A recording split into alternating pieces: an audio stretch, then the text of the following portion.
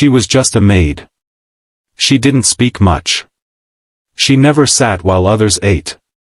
But one day, the billionaire caught her staring into the fridge, again and again, and what happened next shocked everyone. Watch till the end to find out why she was doing it and what happened when the truth came out. This story will move your heart in ways you didn't expect. Backhand index pointing right if you believe small acts of kindness can change lives. Like this video and subscribe to Kindness Stories for more emotional stories like this. The Winters Mansion stood tall in the heart of Chicago, walls of glass and steel reaching into the sky like a symbol of success and wealth.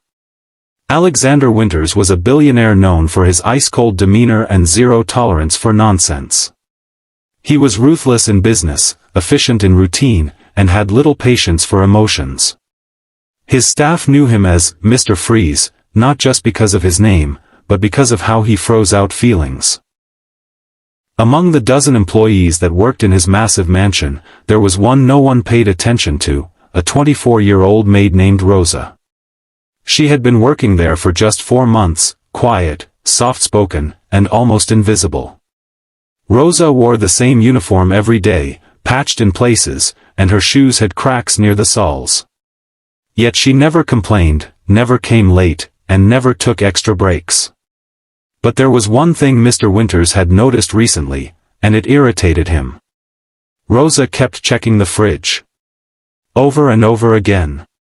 Sometimes in the morning, sometimes after cleaning. She'd quietly walk to the fridge, open it, scan through the shelves, and close it. She never touched anything. But her eyes stayed glued to the containers and expiry dates. It was strange. One afternoon, Alexander came back early from a business meeting, frustrated after a deal went south. As he walked through the hallway, he noticed something from the corner of his eye. Rosa. Once again. Standing at the open fridge, staring. He marched in. "What the hell are you doing?" he snapped. Rosa jumped, slammed the fridge door shut, and backed away, her face pale. I was just. You were just spying? Stealing? Looking for leftovers?" His voice was thunderous. "No, sir. I was just," her voice cracked. "You're fired," he barked without letting her finish. "Pack your things. Get out. I don't need a thief or a spy in my house." The other staff looked on silently as Rosa choked back tears. She didn't argue. She didn't beg. She simply nodded and walked to the staff quarters. By nightfall, Rosa was gone. Alexander tried to return to his normal routine, but something about her silence stayed with him.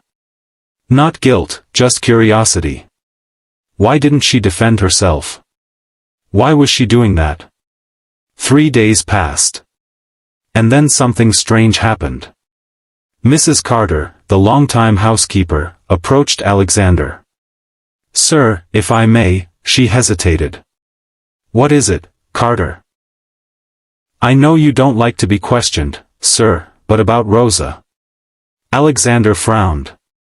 "She was going through the fridge every day. I saw it with my own eyes." "She wasn't stealing, sir," Carter said softly.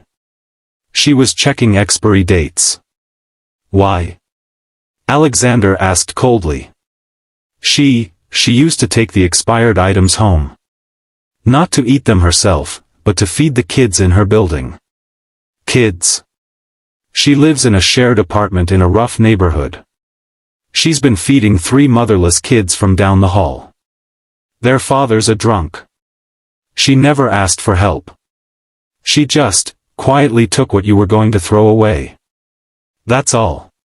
She said expired yogurt or bread is better than nothing. Alexander stared at her, his mind numb. She also used her own pay to buy them medicine last week. She had a fever that day but still came to work because she didn't want to lose the job. Suddenly, the silence in the mansion felt colder than usual. That night, Alexander couldn't sleep. He stood in front of the fridge himself, staring. Not at the food, but at the truth. How could he, a man with more money than he could ever spend, throw away food while someone risked shame and job loss to feed hungry children. He remembered the way Rosa trembled, how she didn't protest. She must have thought, no one would believe a poor maid. He didn't feel guilt. He felt ashamed. Rosa's apartment was tiny, with peeling paint and a broken heater. She lived in a cramped room on the third floor of a building where the elevator never worked. But it was home. It had been 4 days since she'd lost the job. She had $12 left and had skipped meals so the neighbors' children, Liam, 6, Daniela, 4, and baby Mira, could eat. When there was a knock on the door that evening, Rosa thought it was her landlady. Probably asking for rent again. But when she opened the door, she froze. Alexander Winters. In a black coat, holding 2 large paper bags. She didn't know what to say. "I need to talk," he said. Rosa stepped aside, unsure. He walked in, placed the bags on the small table. "I misjudged you," he began. "I accused you. I humiliated you. I was wrong." She stood quietly, eyes moist, heart racing. "I know why you were checking the fridge now," he continued. "I had no idea. Carter told me. And I couldn't believe it at first. But now I do. I'm not here to say sorry only, I came with an offer." He gestured to the bags, groceries, fresh produce, medicine, bread, baby formula. "I want you to come back." Rosa blinked, lips parting. "But not as a maid.